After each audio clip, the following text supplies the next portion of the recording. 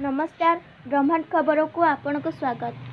बुगुड़ा थाना अंतर्गत बी ब्रह्मपुर ग्राम रे जैनिक व्यक्ति को तांकर दुई पुत्र और स्त्री संपत्ति लोभरे मारी देइथिबा संदेह करी मृत व्यक्ति झियो बुगुड़ा थाना रे अभियोग करबा जणा जायछि। घटनार प्रकाश जे बुधवार सकाळे बी ब्रह्मपुर ग्रामर प्रमोद पोलेईंक मृतदेह तांको घरे देखिबाकू मिलिथिला। मृत्यु व्यक्ति झियो आदित्य कुमारी नायक बापा मृत्यु को संदेह करी दुई भाई नलिनी पोलेई और नरसिंह पोलेई एवं माँ पूर्णिवासी पोलेई संपत्ति लोभरे तांको बापा को मारी देइछन्ति बोली थाना रे अभियोग करथिले। बरमपुर एमकेसीजी मेडिकल प्रथम अंटा भांगी जाइथिला बोली ट्रीटमेंट करथिले। तापर से गोड़ चूना बाड़ पड़थिला। से मझी जाउ बहुत सीरियस हो जाइथिले। 3 दिन रे होश आस्थिला। दिथरा जाइथि मेडिकल रे थिले। मेडिकल आसला पर बापा को अवस्था भलो दिला। हां मेडिकल से तो 3 दिन पर होश आस्थिला। तापर मेडिकल रे भाई रे और रहि थांदे गोड़ पाए बोली भाई रे जाई पाक्तन कला को डॉक्टर डिस्चार्ज देला। पळे आसले सेठू भलो थिले। नै कि ट्रीटमेंट करथिया 8 दिन थरे 4 दिन थरे बरमपुर नबाणिया करथिले। ले जो आसिकरी एडू तम पाखु नेले बापा को ले बापा कोन कहि नेले तांकर कोन बापा कोन तो सेडे बाबा कहले ना निज सुविचार तांग जोर जाय रहि पाइबे। सेडे पीसी मोर मो बाकू आसले। मो बाकरू तांग फोन करी डाकिले कहले कि मो झियो गले तो 7 वर्ष तांग घर जाउ नथिला मैरिज करठू तो तांके हां मिसी जिया बोली कहि कि डाक धरी गले।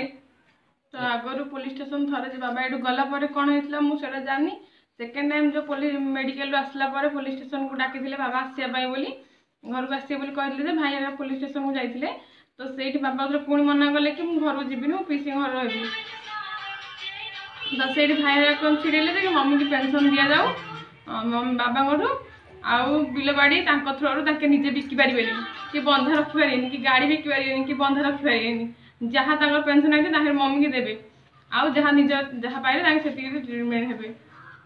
हेले आपण जो बाहागर हेलाठू आपण बापा आपण घर आस्तिले।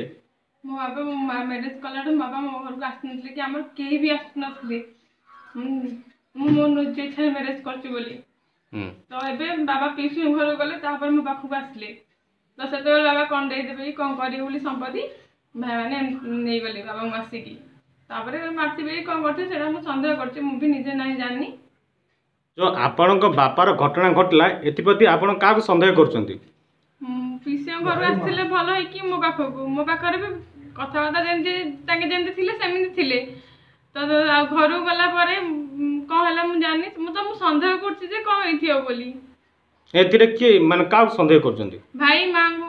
हां मो बापा जते बेले पीसी घर मो पाखको आसी कि रहले तो भाई माने सेडू संदेह करले कि कोन सब संपत्ति मो नारे कर देबे सेति लागि से आसी कि मो बापा को नै कि गले हेरी।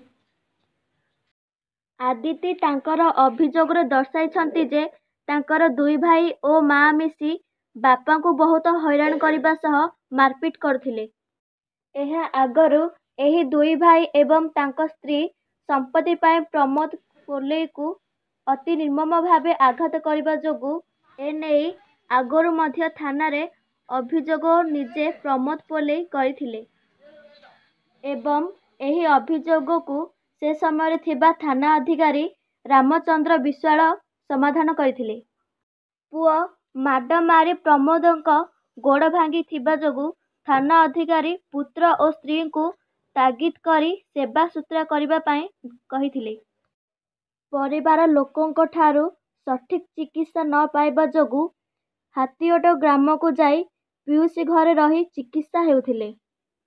गत 2 तारिख रे प्रमोद तांको झियो आदित्य घर को आसी रहुथिले किंतु 4 तारिख रे आदित्य बड़ भाई एवं तांकर केतेक सांग आसी बापा उत्तम चिकित्सा करिवे बोली कही घर को नहीं जाइथिले। तेबे 9 तारिख सकाळे से बापा मृतदेह घरे देखिबाकू पाइथिले। आदित्य अभियोग पाइबा परे पुलिस घटनास्थल रे पहुंची शव को जबत करी विवेचना पाई पठाइबा सह घटनार तदंत करुथिबा जणा जायछि। शुणिबाकू मिलुछि जे एही मृत्यु को अलगा धरणर रूपरेखा देबा पाई ଦୁଇ ପୁତ୍ର ଚକ୍ରାନ୍ତ କରୁଥିବା ଅନୁମାନ କରାଯାଉଛି। ବୁଗୁଡାରୁ ରୋହିତ ପ୍ରଧାନଙ୍କ ରିପୋର୍ଟ, ବ୍ରହ୍ମାଣ୍ଡ ଖବର।